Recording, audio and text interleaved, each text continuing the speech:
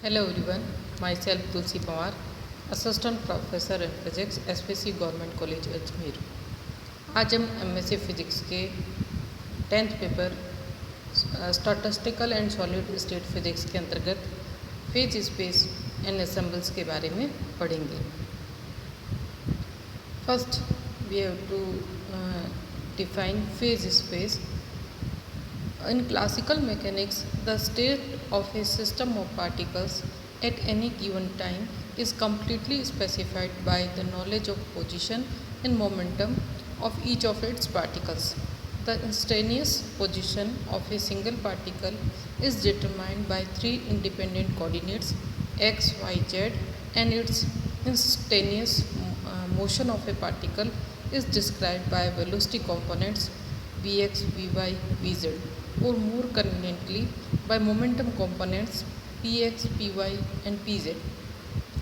Therefore, the state of a single particle is then completely specified by position coordinates x, y, z and momentum coordinates px, py, and pz.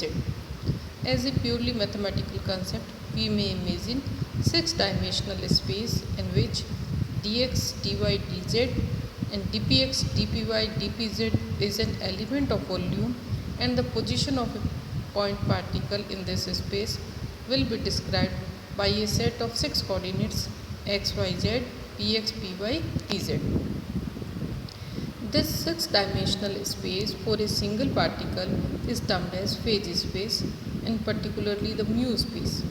If the system contains a large number of particles such that the state of system is represented by f independent position coordinates q1 to qf and momentum coordinates p1 to pf, then mathematically these 2f combined position momentum coordinates may be allowed to define 2f dimensional space in which the configuration of the system is represented by 2f coordinates q1 to qf and p1 to pf. This 2f dimensional space is called the phase space or the toe space. The toe space is considered to be a conceptual Euclidean space having 2f rectangular axes. An element of volume in this space is represented by dq1, dq2, dqf and dp1, dp2 to dpf. This toe space may be considered as a superposition of mu spaces. Obviously, the dimension of the phase space depend upon the degree of freedom of the system. The instantaneous state of a particle in the phase space is represented by a point known as phase point and the representative point.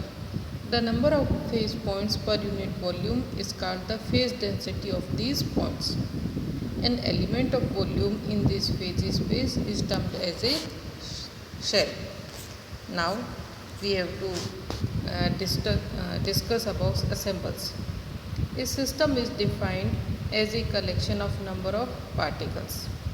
An assemble is defined as a collection of large number of microscopically identical but essentially independent systems. By the term microscopically identical, we mean that each of the system constituting an assemble satisfies the same microscopic conditions. Means volume, energy, pressure, total number of particles, etc. By the term independent system, we mean that the system considered an assembly are mutually non-interacting. In an assemble, the system plays the same role as the non-interacting molecules do in a gas. The microscopic identity of the system constituting an assemble may be achieved by choosing the same value of some set of microscopic parameters which uniquely determine the equilibrium state of the system. Accordingly, there may be many types of assemble. Out of them, the most widely used are the microcanonical, canonical and grand canonical assemble. First we study about microcanonical assembly. It is the collection of a large number of essentially independent systems having the same energy E, volume V, and the number of particles n. For simplicity, we assume that the particles are identical. The individual system of a microcanonical assembler are separated by rigid, impermeable, and well insulated walls. See the figure. For a particular system are not affected by the presence of other system. So see the figure 6.1, and all the cells has the same value of T, V and N. Same value of energy, volume and number of particles. So it is 6.2 canonical assembly. It is the collection of a large number of essentially independent systems having the same temperature T, volume V and the same number of identical particles N. It is represented in the figure 6.1. In 6.2, microcanonical assembly is shown. And for microcanonical assemble, the walls are rigid, impermeable and well separated.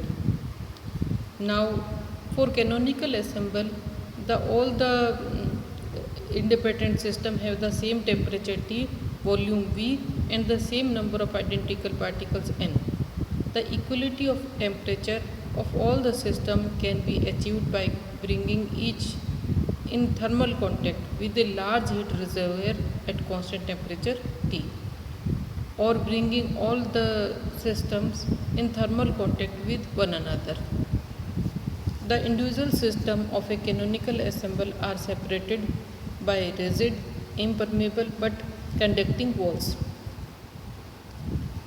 Here it is figure 6.2, 6.1. As the separating walls are conducting, heat can be exchanged, but number of particles same in all the systems. So number of particles cannot be exchanged by the walls. So individual system of a canonical assemble are separated by rigid, impermeable but conducting walls. As the separating walls are conducting, heat can be exchanged between the system. As a result, all the system will arrive at a common temperature T. Third is grand canonical assembly. It is collection of a large number of essentially independent systems having the same temperature T, volume V and chemical potential mu. The individual system of a grand canonical assemble are separated by rigid, permeable and conducting walls.